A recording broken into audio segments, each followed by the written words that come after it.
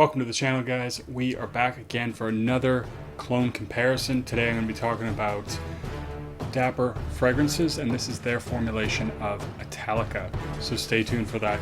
If you like top 10 lists, fragrance reviews, and first impressions, hit that subscribe button for more great content. So I'm going to start this off by first and foremost saying that this bottle, along with a couple other fragrances, was sent to me by Dappers to try them out. And it's really awesome because I'd actually always wanted to try out the brand because I'd seen them, never really had an opportunity to try them out. And this is the perfect opportunity. They did send me some other really great fragrances I'll be talking about in the future. Clive Christian Rock Rose, Tabacaleur, and a couple other ones that I'm definitely going to be talking about.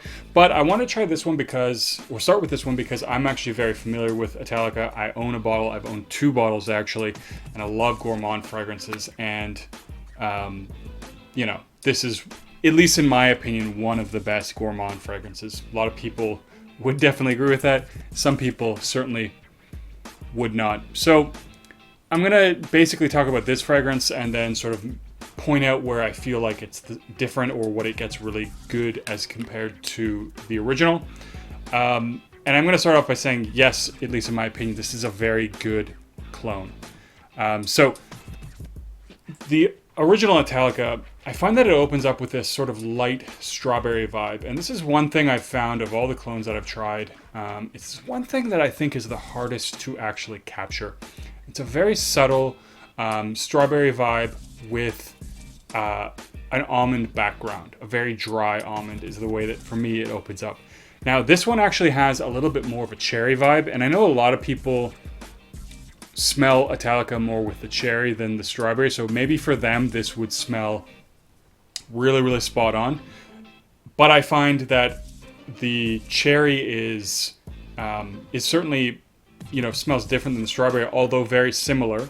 It does have a nice sort of cherry fruitiness. It's also a little bit stronger than the strawberry vibe that I get in Italica. So you do get a little bit more of a fruity opening, but you do also get that really nice almondy, creamy vibe. And actually, I find that you get the creaminess right away. So this does have a little bit of that dry almond vibe that I get with Italica.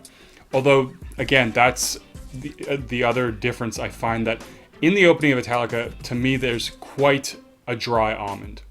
And I do get a feel of that one, but I find out the creaminess that comes with Italica a little bit later, you get that a little bit sooner with this one. So it does actually smell remarkably similar in that regard. Like the dry almond is there and that creamy, milky vibe is also there, but I think that the timing is a little bit different.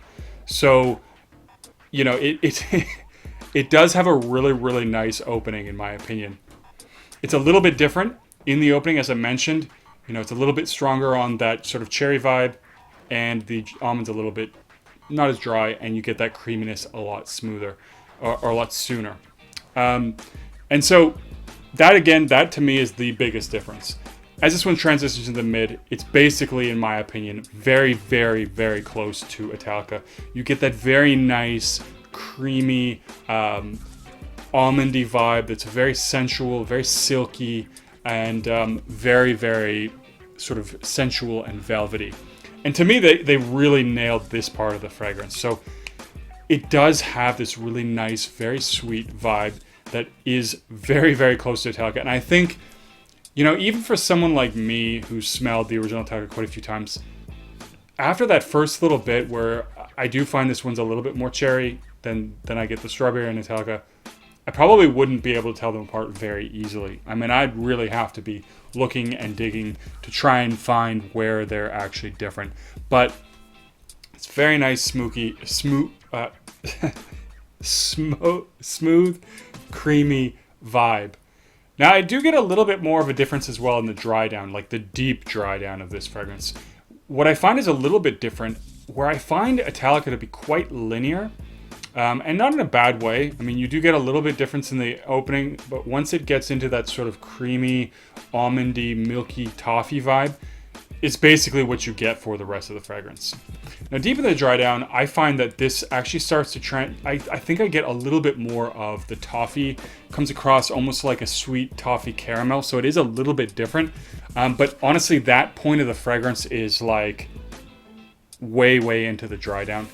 And so if I'm comparing side to side with smell, this one is a little bit different than the original, but I actually think that it's probably the closest. It's the closest in the sense that they nail the mid, they nail the early dry down. The late dry down's a little bit different, like I mentioned, and the right on the opening is a little bit different, but it is the closest. So, I mean, most of the times I find that again, that cherry opening, the strawberry opening, whatever it is you want to call it, is usually way off. This is actually quite close, despite that it does smell a little bit more like cherry to me, but the degree to which it's there, and the overall mood that it sets, very similar. So again, on scent profile, I think this is actually the closest one that I have ever smelled. So very nice, very good. And if you do like Italica, I know it's a little bit easier to get these days, but it is priced quite expensively. This is a nice option. Now, performance and longevity. Longevity on this one is exceptional. So pushing the 12-hour mark. So the longevity is definitely there. And like I said, really once you get past that 8-hour mark is when you really start to get that more caramelly toffee vibe. And it does definitely have really good sillage as well.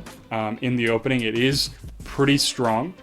I did have somebody smell this on me about 2-3 hours later, and I was about 6 feet away, and they could certainly smell it despite me being, again, about 6 feet away. So it does have some projection, does have some sillage, and it does have some nice lasting power. I do feel like the original is slightly more thick in terms of sillage, but really only a little bit. So the sillage on this one also comparably good, very nice overall performance, and longevity is really good. So I was pretty happy with this one. Like I said, I do actually think this is probably the closest inspiration that I've smelled. So really nice job. This was definitely a very nice introduction to Dappers. This is a really good fragrance, I think, for fall and winter. Obviously, it's a little bit thicker. We are sort of going to be moving into fall, so maybe nice to start thinking about those kinds of fragrances. But this one is really sweet. It is sensual. It is one that I actually kind of like for nights out and dates. I mean, you can wear it casually. And I personally do wear these types of gourmand fragrances casually myself, just because I really love them. But again, they're most suitable, I think, for evenings out, for dates as well, again, because it does have that sort of sensual vibe. And because it is a thicker fragrance and quite sweet, and I would say that, the degree to which this is sweet, I think, is captures the original sweetness really well. So the original is quite sweet as well, and I think this one has the same degree of sweetness, in my opinion. So it is quite sweet, and if you don't like those sort of sweet fragrances, you probably won't like this one. But all in all, I think this is a really nice fragrance. Great for those those winter and fall evening outs. And again, I do always like wearing them on dates. So that's my first impression of Dappers. Like I said, I do have a couple others of theirs. My first impression of the brand, as I just to give you a brief feel for it, was quite good. I think the quality is there. They have a lot of good variety as well. I haven't tried Tabacaleur, the original, but I will say, just off the top of my head, the inspiration is really quite good. But I think the next one I'm going to do is Clive Christian, just because I know it really well, and because it is still pretty warm out, so I think it'll be a good one to talk about. But anyways, let me know in the comments down below if you've tried Dappers, or if you have another inspiration house that you really like, let me know. And what do you think of Xerjoff Italica if you tried it? I know that a lot of people love this one, but I know also a lot of people have picked this one up because it is hyped a lot and found out they're not that big a fan of it. So do let me know in the comments down below.